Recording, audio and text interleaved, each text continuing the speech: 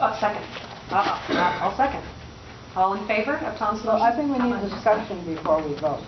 I'm sorry, I'm just excited. I got excited. And I'm very warm, so. It is warm in here. Yes, let's get to some discussion.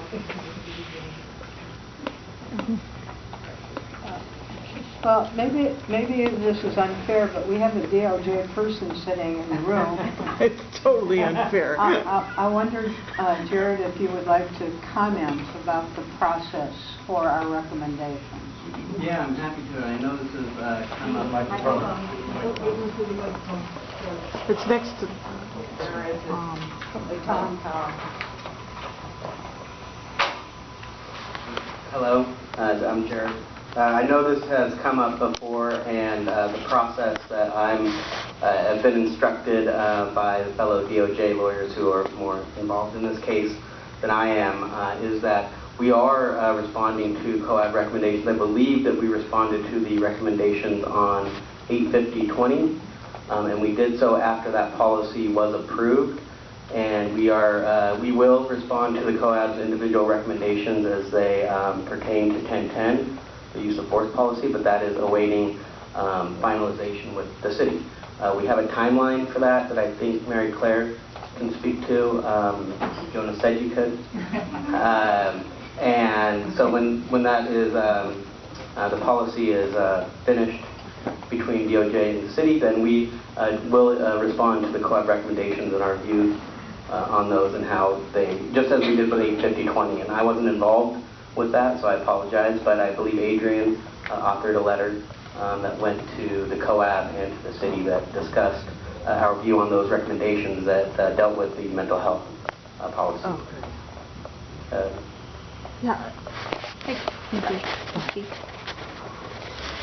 Jared, I just have a quick question for Jared. So, is 45 days enough time for that process? Because, like Tasha was saying, it goes through this. I think it was Tasha. Probably wrong.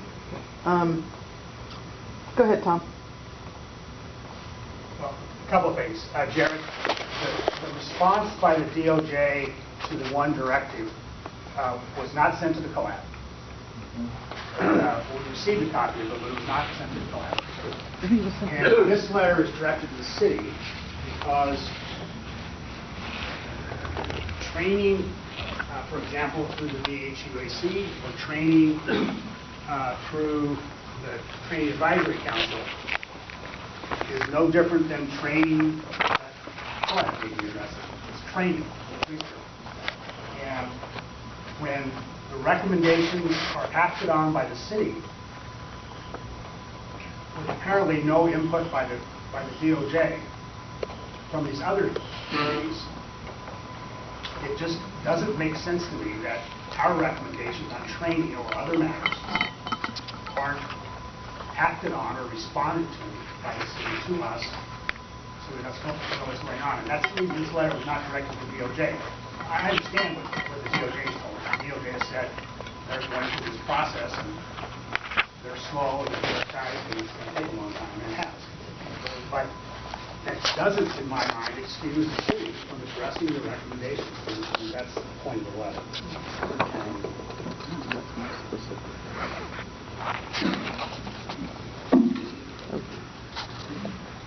Okay, did you want to respond?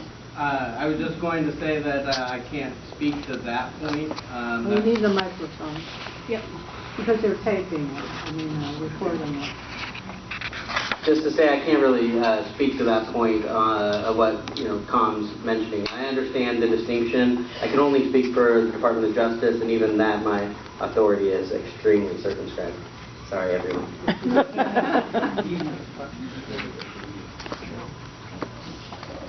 Yeah, go ahead, Dan.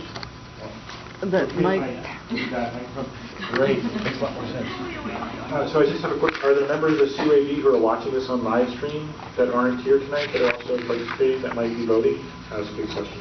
They're not.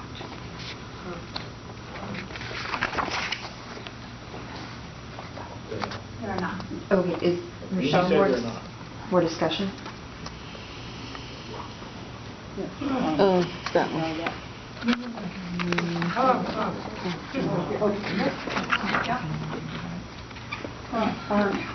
One of the things that hasn't happened for the COAB that was supposed to happen is we're supposed to meet, and I can't say exactly when, with the mayor and with the chief of police so many times a year. And 2 times a year. Pardon? 2 times. It's been 0 so far. And we're almost at 2 years. So maybe we should invite the mayor and the chief of police to our meeting next month and talk to them about the content of this letter. See, I'm sort of fearful that we can send all the letters we want, and I don't know, they could go in some wastebasket. But if we invite them and have a roundtable discussion about the issues, let's hear what they have to say.